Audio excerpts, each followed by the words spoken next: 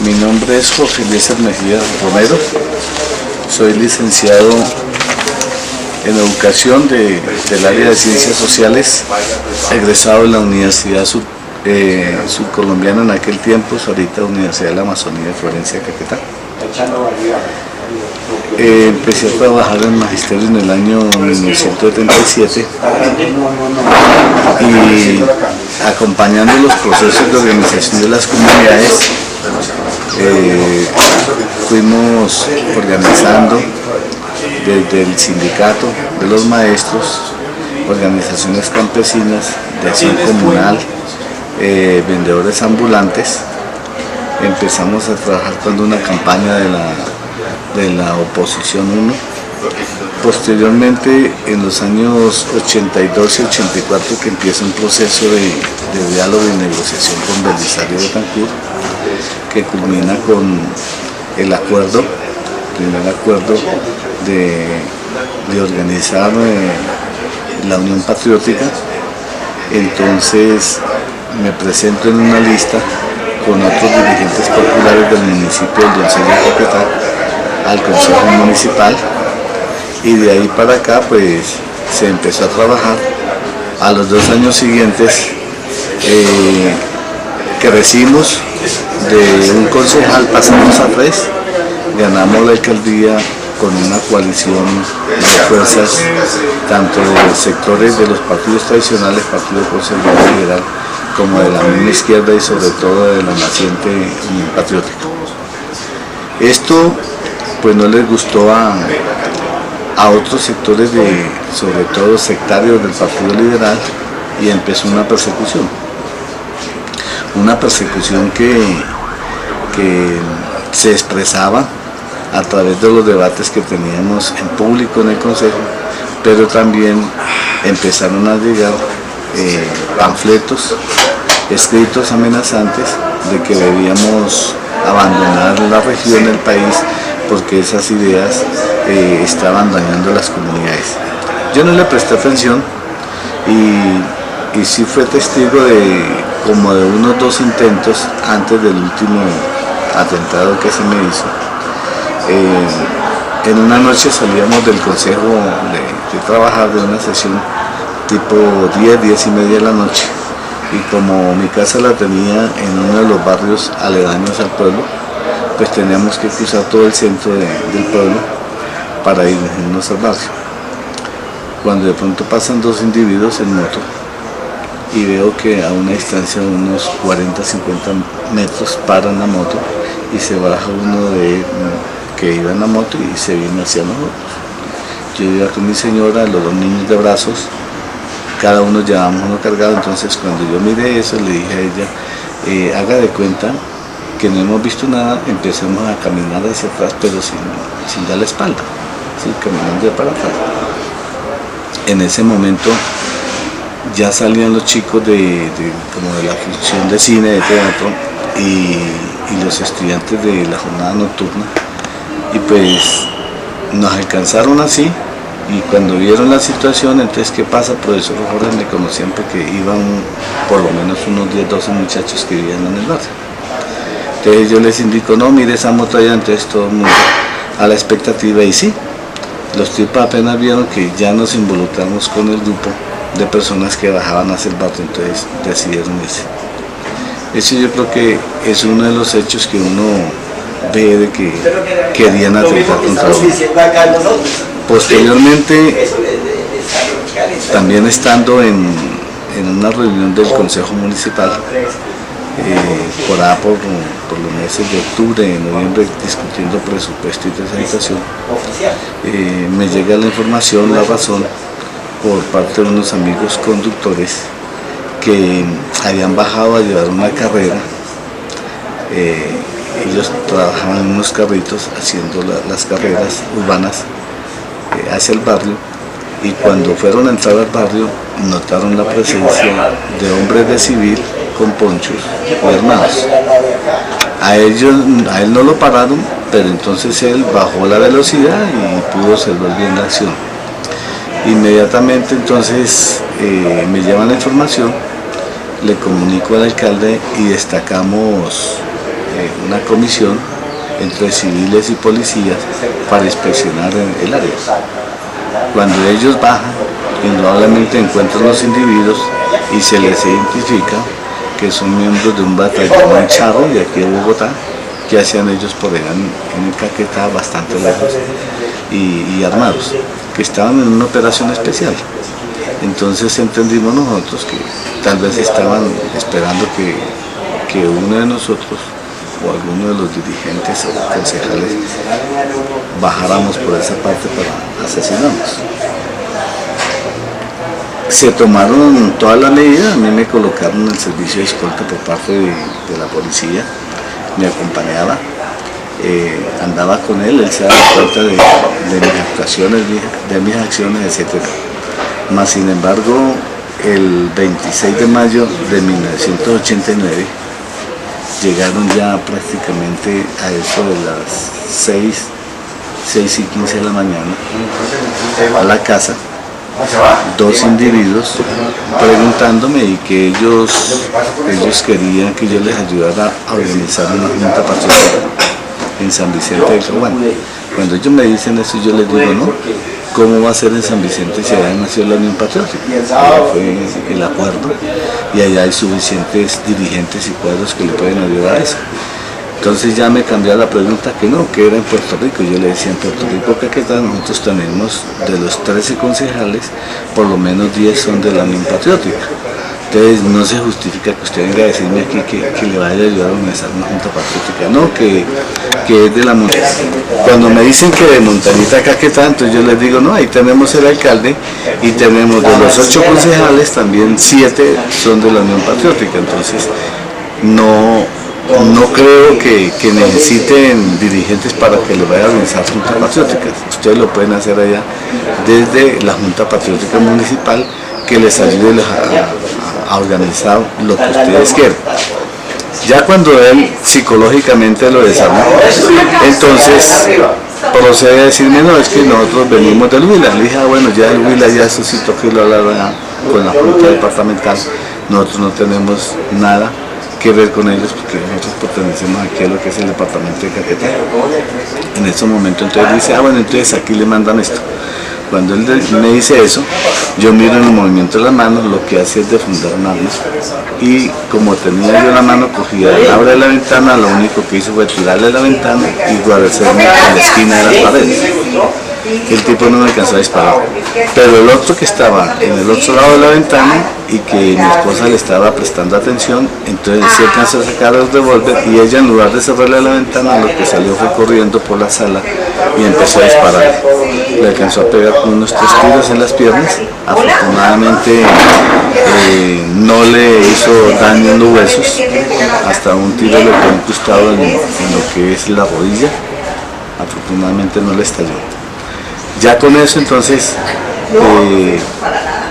veo que las amenazas sí es en realidad, nos pedían que nos teníamos que salir, abandonar la región, porque nuestras ideas no estaban de acuerdo a ellos. Desde ahí entonces fuimos desplazados, salimos con ella, hubo que llevarla al hospital y luego remitirla para cirugía aquí a Bogotá. En eso nos trasladamos, estuvimos aquí en el proceso de la operación y luego nos regresamos a Ibagué. Estando aquí en Bogotá, yo visité por carta que me entregó el sindicato de Caquetá, visité la Federación Colombiana de Educadores. Le comenté la situación, ahí iba todo el proceso de la amenaza, del atentado, y entonces me dieron una carta, porque yo decía que pese a haber estado en eventos, escuelas, capacitaciones, congresos aquí en Bogotá, pues miraba que era un cambio muy duro para uno y la familia, uno que viene por allá de la región del pueblo, etc. Entonces yo le dije, de pronto me gustaría buscar un traslado y quedarme en el Tolima, por ahí en un pueblo o en Ibagué. Estuvimos casi 8 meses detrás de ese traslado y fue imposible. Por seguridad en ese tiempo los gobernadores y los secretarios de educación pues eran de los partidos tradicionales, y si sabía que llegaba uno de izquierda pues no iban a colaborar ni a prestarle atención para actuar en un posible ayuda humanitaria o un tratamiento especial. Entonces a nosotros, porque nos tocó salirnos con otros 4 docentes que estábamos trabajando, otros 2 concejales, y los otros 2 eran cuadros dirigentes de las organizaciones sindicales y comunales allá en el municipio. Salimos y en vista de que no se pudo presentar allí, a nosotros se nos quitaron los salarios por más de 10 meses. Teníamos que resistir ahí viviendo de la solidaridad, etc. Fuimos obligados por un gobernador militar que en ese momento allá en el Caquetá, que teníamos que regresar para que se nos legalizara la situación. Uno pues no podía medir hasta dónde podía traer esas consecuencias, o si ellos mismos estaban involucrados en el proceso de la amenaza y de la tortura, porque insistieron bastante que debíamos regresar. Cuando aceptamos regresar, me ubican en una escuela, en un colegio urbano ahí de Florencia, y en la misma semana que estábamos culminando el año escolar, estamos hablando en noviembre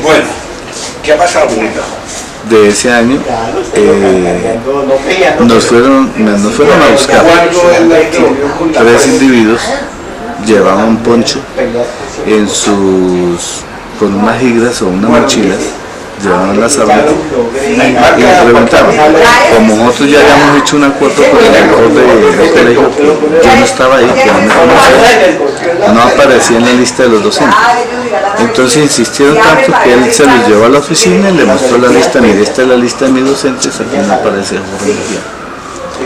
Pero yo ya estaba trabajando allí, sino por medidas de seguridad se había hecho ese convenio con las directivas y los demás docentes del colegio, de que yo no aparecía con mi nombre.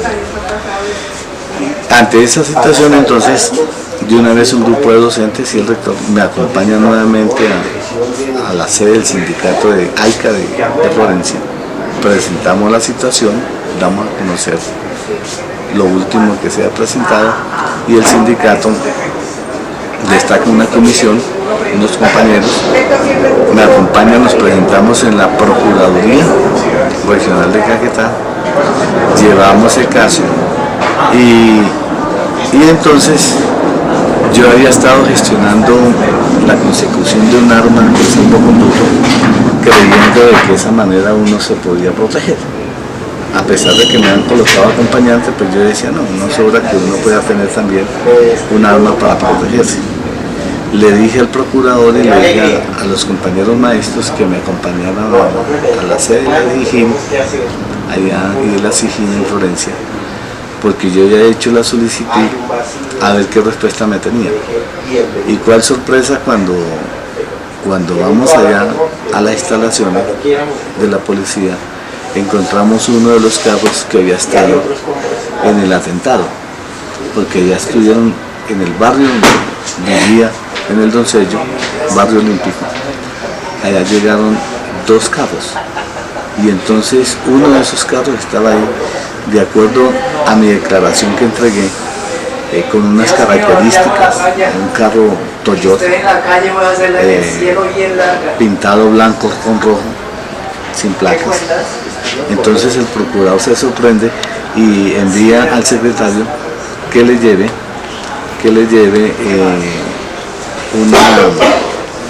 una máquina de escribir. En ese tiempo no habían computadores, una máquina de escribir para hacer el proceso de averiguar por ese carro e iniciar una investigación. Cuando volvemos nuevamente a la oficina del comandante de la SIJIN, entonces me dan la respuesta que sí, que me han aprobado el salvoconducto, entonces que el procedimiento era escoger el arma. Listo, entonces tenía que hacer un depósito. Yo dije, entonces en unos días regresamos con el depósito y llevarme el arma. Cuando ya nos volvemos y que llegue el secretario con la máquina, entonces ya el carro le habían sacado del sitio donde estaba parqueado. Con esa situación, el procurador me aconseja, me dice, profesor Mejía, es conveniente que usted no siga aquí.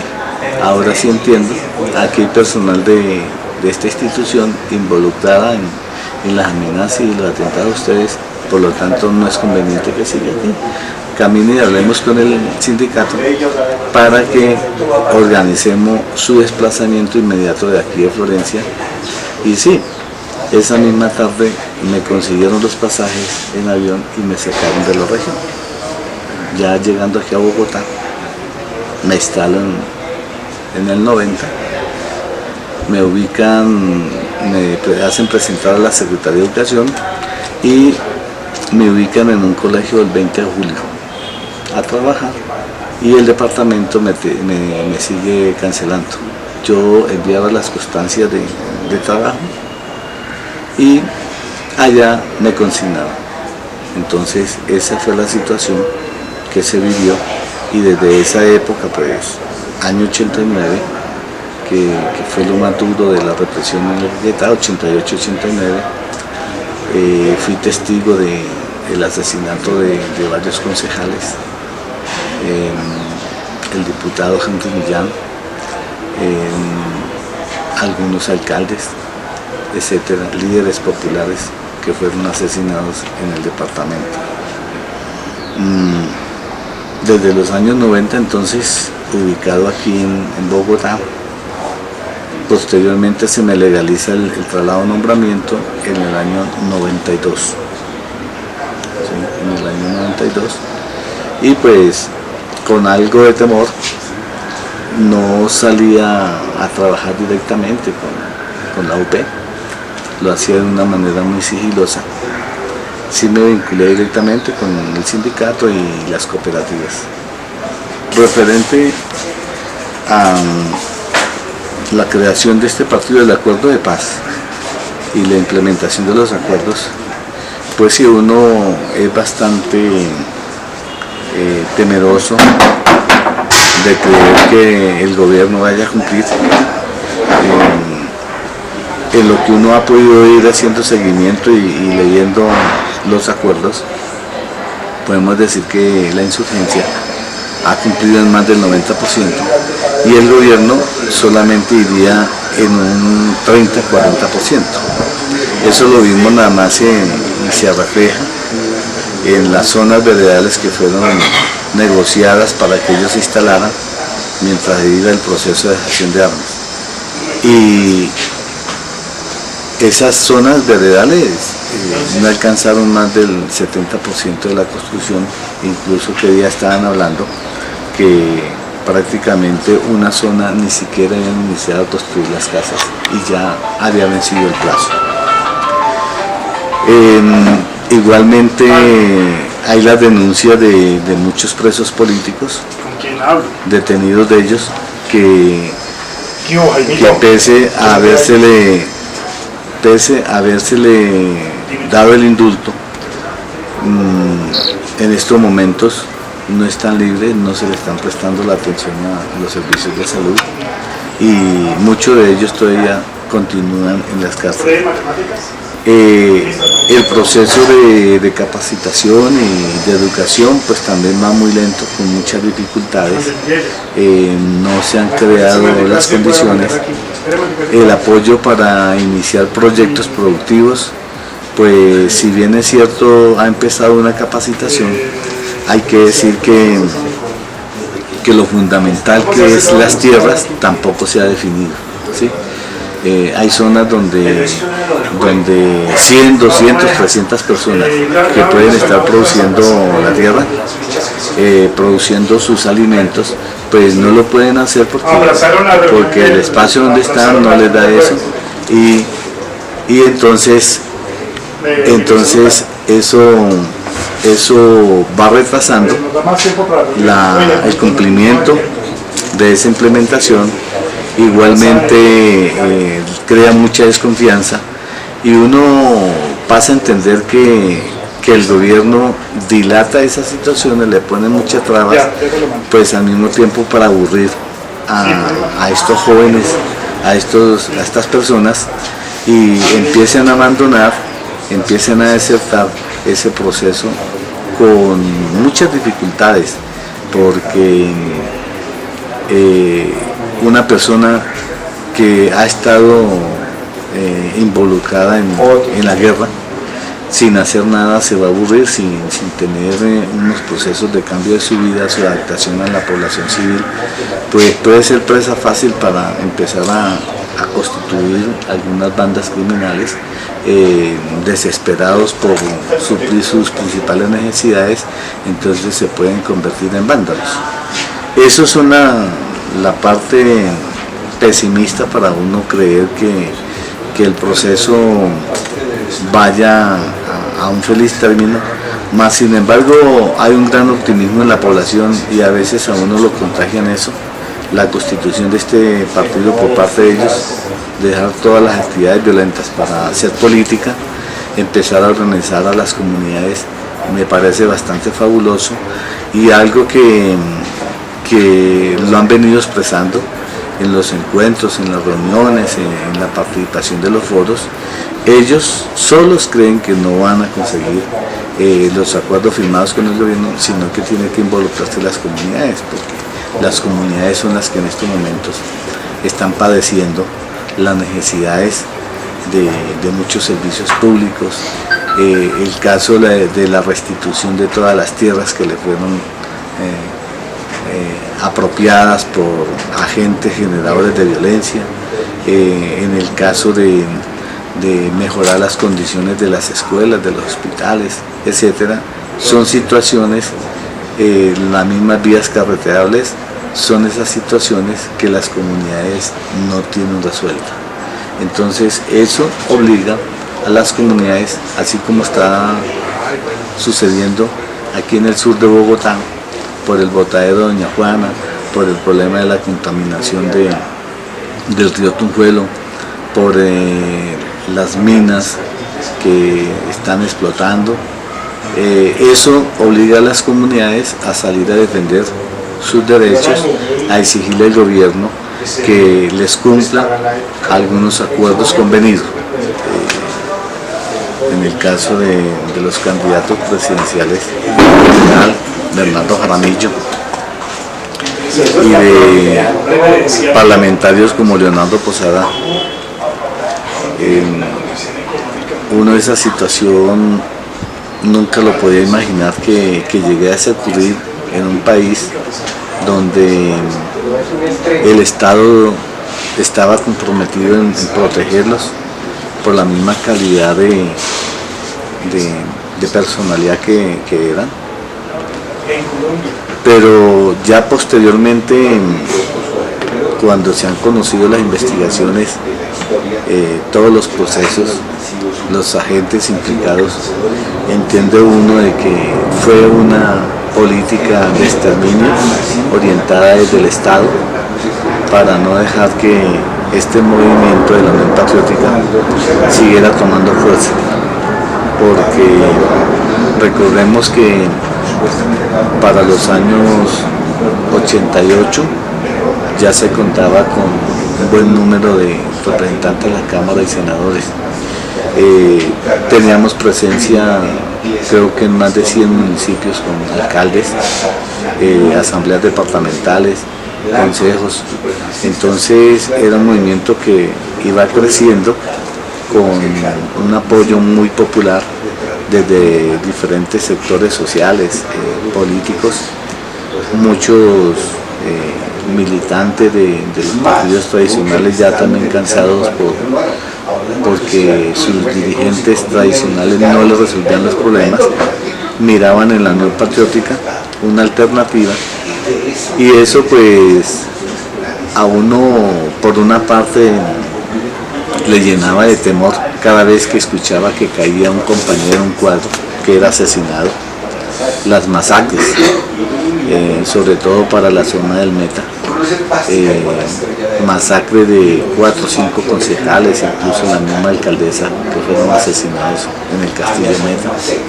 Entonces, y aquí propio en Bogotá, uno no alcanza a medir todo lo que implica, por ejemplo, el asesinato de Cuadros en el aeropuerto, o Manuel Cepeda en la zona de Banderas, en la entrada de Kennedy. Entonces, allí el Estado tiene que reconocer que agentes propios del Estado están implicados en esa política de exterminio de la Unión Patriótica, de persecución a los Cuadros, con una ideología que se les ha influido, que se les ha destacado sobre todo en los miembros de la fuerza pública, en los servicios de inteligencia, que han visto en las organizaciones de izquierda como un peligro, ¿sí? Que son pensamientos, claro, peligro porque se les crea conciencia a los trabajadores, a las amas de casa, a los jóvenes, se hacen las denuncias, se presentan propuestas de trabajo alternativas. Nosotros en muchas regiones fuimos gobierno, resolvimos muchos problemas, se construyeron vías, se construyeron escuelas, hospitales, se orientaron unos proyectos productivos muy importantes y eso no les gustó entonces al establecimiento, por eso se nos persiguió, por eso buscaron acabar con más de 5.000 militantes, 5.000 hombres, mujeres, jóvenes que creían en una alternativa diferente, ¿no?, a la brindada por el establecimiento y los partidos tradicionales. Ahora estamos volviendo a retomar, ahora hay una alternativa de hacer un acuerdo con varias fuerzas de izquierda, con el nuevo partido que ha creado las FARC, Fuerza Común, y sectores como el terrorismo de Petro, sectores de Partido Verde, de Marcha Patriótica. Le estamos apuntando a una gran coalición para presentar candidatos tanto al Congreso de la República como mirar una acción para garantizar la implementación de los acuerdos, empezar a dar unos cambios en la administración con esta ola de tanta corrupción que ha tocado esferas que uno nunca se imaginaba, de la justicia, de las Cortes Supremas, de los ministerios, más de 30, 40 parlamentarios presos, de la clientela, de los especulados por los contratos, de toda esa situación. Yo creo que tenemos una gran coyuntura para que la sociedad colombiana y sobre todo los sectores jóvenes piensen en una alternativa diferente, ¿sí? Ya los partidos, la mayoría de los partidos políticos tradicionales y los otros que fueron, se han constituido como empresas, ¿sí? Empresas que explotan a los trabajadores y buscan llevarse la plata de los impuestos que pagan los colombianos. Entonces, está tan desprestigiados que yo creo que nos toca mirar una alternativa diferente, ¿sí? Y esa alternativa desde la apuesta de los sectores sociales, de los que están defendiendo el agua, de los que defienden las comunidades, de los que están defendiendo a los trabajadores de la economía solidaria, de la informalidad. Entonces a todos ellos nos toca mirar y ser una alternativa.